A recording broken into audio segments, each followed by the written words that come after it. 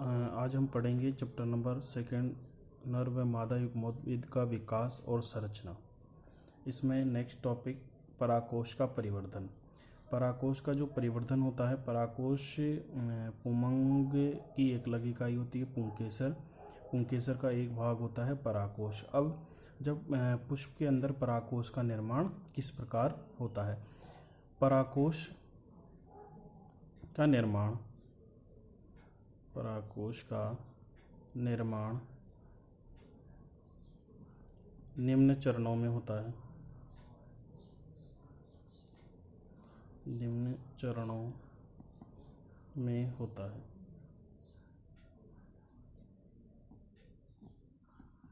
चरण नंबर प्रथम। इसके विकास के अंदर क्या होता है, जो पराकोष होता है उसके चारों ओर बाह्य त्वचा का आवरण पाया जाता है।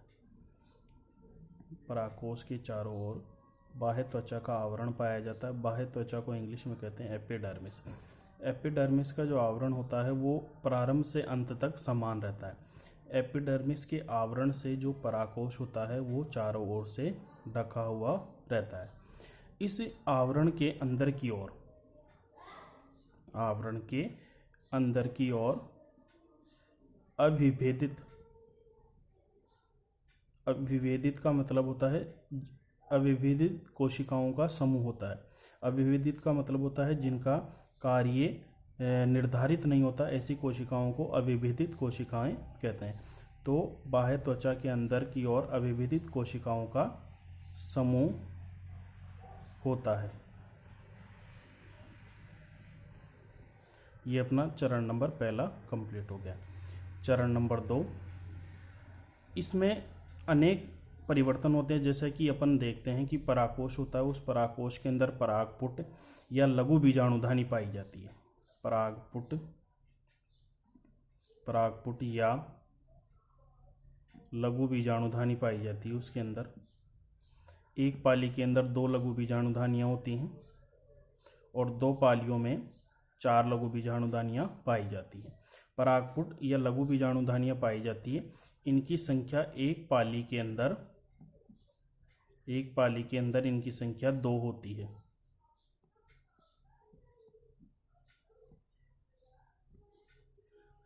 तो ये जो अंदर की अविभेदित कोशिकाओं का समूह होता है वो आगे चलकर परागपुट या लघु बीजाणुधानी का निर्माण करने का कार्य करता है।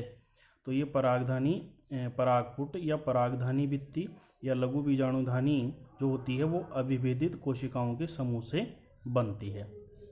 3rd नंबर, लघु बीजाणुधानी में जो लघु बीजाणुधानी होती है या परागपुट होता है, इस लघु बीजाणुधानी के अंदर हाइपोडर्मल कोशिकाओं का समूह पाया जाता है।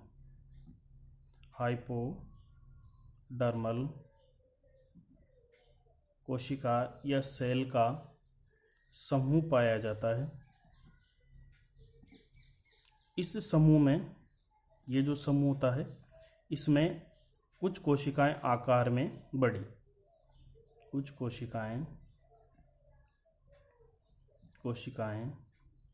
आकार में बड़ी और सघन जीवद्रव्य युक्त होती है। सघन जीवद्रव्य का मतलब केंद्रक द्रव्य और कोशिका द्रव्य का जो सम्मिलित रूप होता है उसे जीवद्रव्य कहते हैं। सघन जीवद्रव्य युक्त होती हैं, जिन्हें हम प्रपशु कोशिकाएं कहते हैं।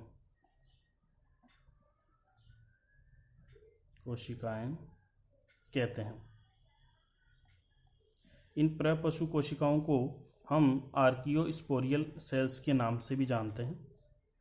आर्कियोस्पोरियल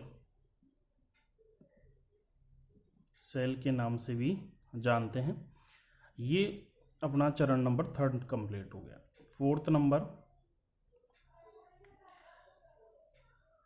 प्रपशु कोशिकाएं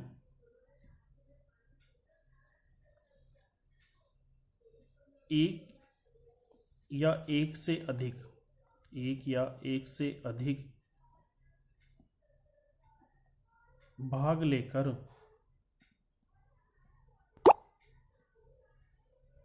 भाग लेकर परागकोश का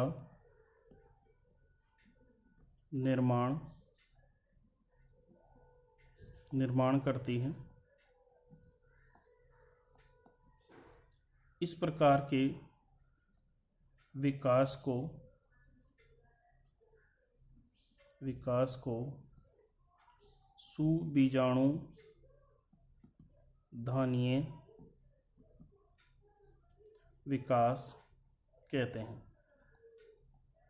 ये 1 मार्क्स का क्वेश्चन यहाँ पर बन सकता है कि परागकोश का जो परिवर्धन होता है वो किस प्रकार का होता है।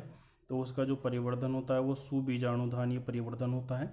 और सुबीजाणुधानीय परिवर्धन क्या होता है कि परागकोश के परिवर्धन में प्रपशु कोशिकाएं एक या एक से अधिक भाग लेकर परागकोश का निर्माण करती है। इस प्रकार के विकास को अपन कहते हैं सुबीजाणुधानीय विकास। अब ये जो चरण नंबर 5, प्रत्येक प्रपशु कोशिका विभाजन करती है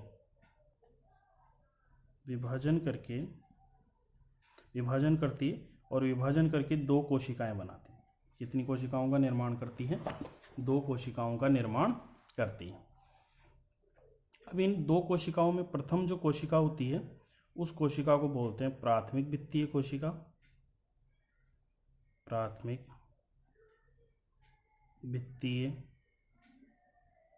कोशिका।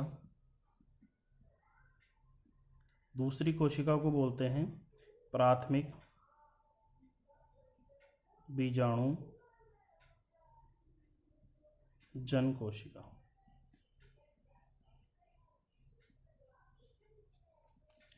प्राथमिक वित्तीय कोशिका आगे चलकर परागकोश की भित्ति बनाएगी, परागकोश की वॉल या भित्ति का निर्माण करेगी।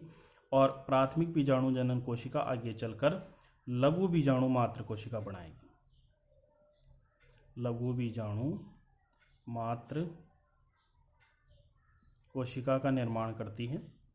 और ये लघु बीजाणु मात्र कोशिका जो आगे चलकर, जिनको अपन नरयुग्मक बोलते हैं, जिन्हें कहते हैं लघु बीजाणु या परागकण, लघु बीजाणु या परागकण का निर्माण करती है। एक लघु बीजाणु मात्र कोशिका 4 लघु बीजाणु या परागकणों का निर्माण करती है। इसी से रिलेटेड आरबीएससी के एग्जाम में एक क्वेश्चन पुटअप हुआ कि 100 लघु बीजाणु मात्र कोशिकाएं हैं तो उनसे बनने वाले लघु बीजाणुओं की संख्या बताइए। तो जब एक कोशिका से 4 बन रहे हैं तो 100 कोशिकाओं से 400 लघु बीजाणुओं का निर्माण होता है। ये 1 मार्क्स का आरबीएससी के अंदर एक बार क्वेश्चन बोर्ड के अंदर पुटअप हुआ था। ठीक है, इस प्रकार जो होता है वो परागकोश का परिवर्धन होता है।